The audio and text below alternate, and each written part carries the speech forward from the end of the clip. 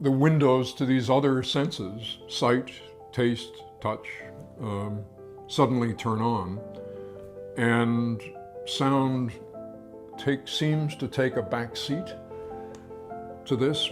We are primarily visual creatures. That has to do with our evolutionary past. I think something like a third of the brain is in some form dedicated to processing visual information, and a much, much, much smaller part of the brain is dedicated to processing sound. It's still significant, but nothing in comparison.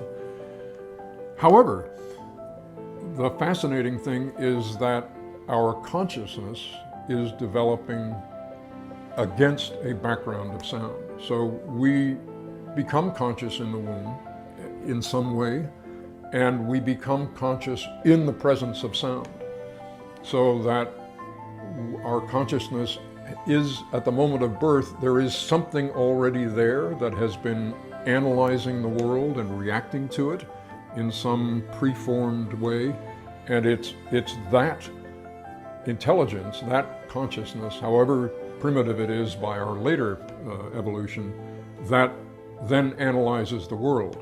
So that I think this goes some way to explaining for me why sound plays the emotional role that it does, because when it touches us, and music is the best example of this, it touches us in a place that is very hard to articulate in terms of words.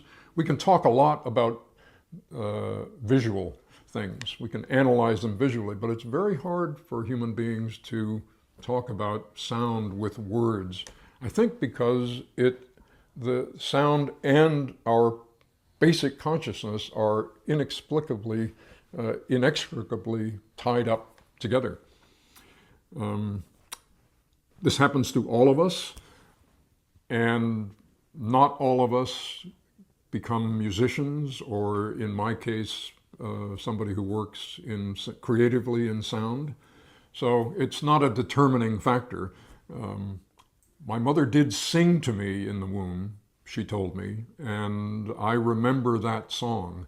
That song that she sang, which was My Darling Clementine, has a peculiar quality to me when I hear it, because I heard it before I knew who I was, or that there was anything other than me, and that my mother existed. It was just something in the environment. So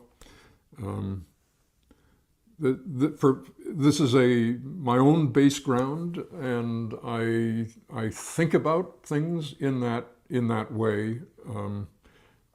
But as I said, this is something that is common to all humanity. We all emerge into consciousness in this